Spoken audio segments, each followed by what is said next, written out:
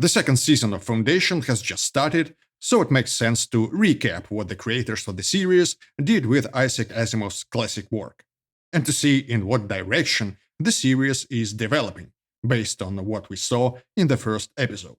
And, it must be said, the beginning of the new season is somewhat alarming, which is not very surprising, unfortunately. Foundation is a very strange and quite contradictory TV series.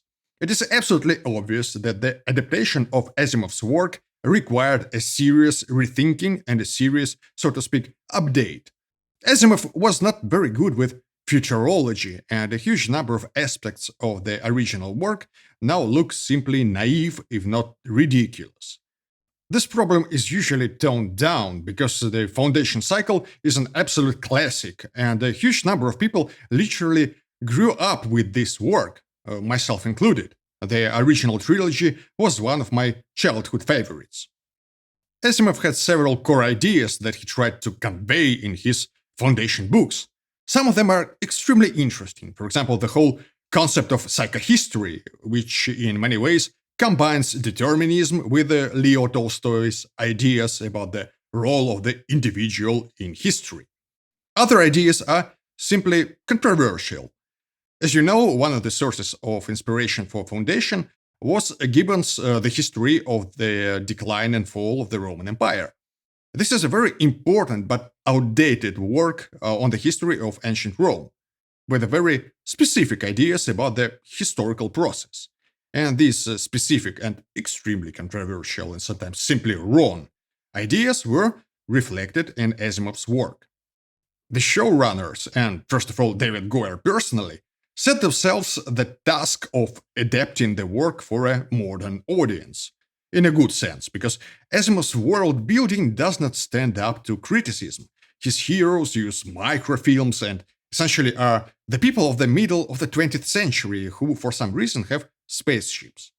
No one there has ever heard of computer networks, and they all have weird ideas about computers and stuff in general. This needed some serious revisions. Of course, modern Hollywood could not resist the temptation of squeezing in some illogical diversity, performed with the grace of a minotaur in a china shop, because they just don't know how to do it properly these days. The results of Goyer's work are very strange. Some of the ideas are very good, some concepts can even be called brilliant. The idea of a genetic dynasty, which wasn't in the source material, is extremely interesting. It's probably one of the most engaging storylines in the series, both conceptually and because there's Lee Pace, who carries half the show on his shoulders. It is his show at this point. The technological progress update is mostly on point, though you can find some debatable decisions, obviously. The problem is that when Goyer faced the necessity to rework the seriously outdated material, he began to rework the core ideas of the original material as well. And these core ideas and concepts were the primary reasons why Foundation books became sci-fi classics and why Foundation is still being reread to this day. This is astonishing, because, the whole point of the film adaptation is supposed to be sticking to the core principles of the original work.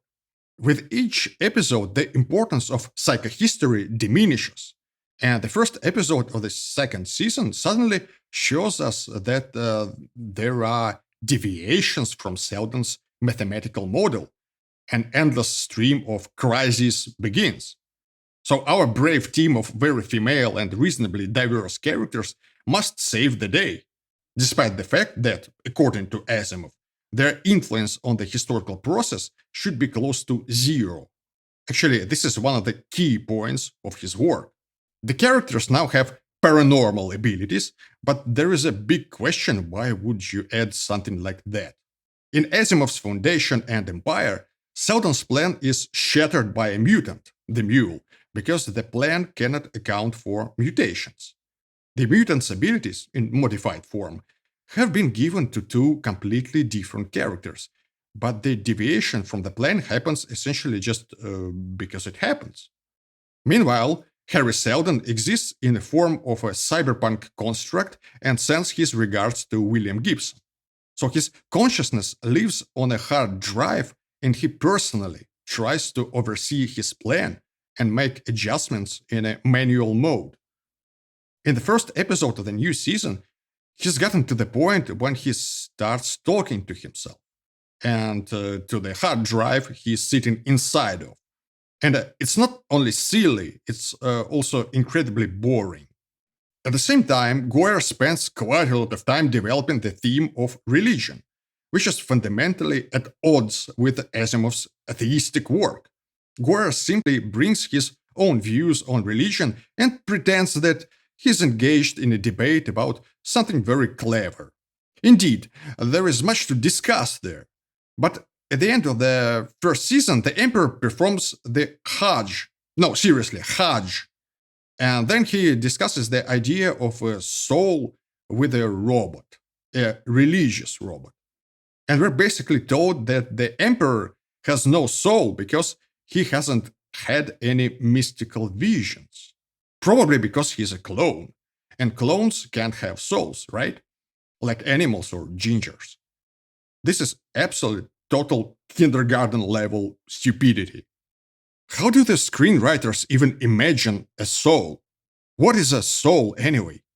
Obviously, from the point of view of a hardcore atheist, talking about this topic with far reaching conclusions like clones don't have souls sounds like the ravings of a crazy obscurantist. Less hardcore, more philosophically minded people might ask to define soul. What do you mean exactly? Because if we're talking about some mystical substance, and apparently that's what we're talking about, it's just an intellectually bankrupt conversation. If by soul we mean consciousness and non material derivatives of this consciousness, for example, thoughts, then it is somehow even more stupid. Because it is absolutely obvious that three clones of the same person are three different personalities. And we should also remember that clones can differ from each other more than identical twins. The very idea that a genetic dynasty is just a copy paste of the same person is ridiculous. All the emperors are autonomous, independent individuals with individual consciousness. So Goyer is denying sentient human beings the right to be considered human beings based on the fact that, in his opinion, they lack some loosely defined magical substance. That makes you a lesser man, a subhuman? What the hell is this? Now the main emperor is on a quest for personal identity. And the first step of this quest is having sex with a robot. This is how you start a new season of a sci-fi TV show. Once again, I must point out that Isaac Asimov was an atheist, and he certainly never speculated about the soul in his foundation. But he did ridicule organized religion. Religion was one of the tools that Foundation on Terminus used in order to control the kingdoms that had fallen into barbarism, most notably Anacreon. The creators of the TV series completely omitted all of this from the first season, but we get mentions in the first episode of the second season that now, a century and a half later, the Foundation is doing something a bit similar, probably. In the book, in the aftermath of the first crisis, Selvar Hardin actually authorized the creation of a religious system, and this is how the second crisis and potential war with Anacreon was resolved. In the movie, something else exists under the name Anacreon, a very strange civilization of Pakistanis or something like that. Terminus, in the book, became some kind of a Vatican that trained techno-priests and spread ridiculous doctrine about cosmic spirit and stuff. The high priests of this religion do not take all this circus seriously. They're just intelligence service officers and clearly understand the purpose of their absurd, improvised homemade religion.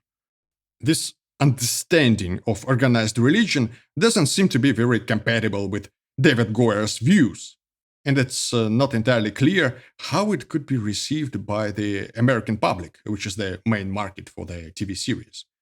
In the US, the percentage of religious people is still comparable to the third world countries, and atheists are a minority.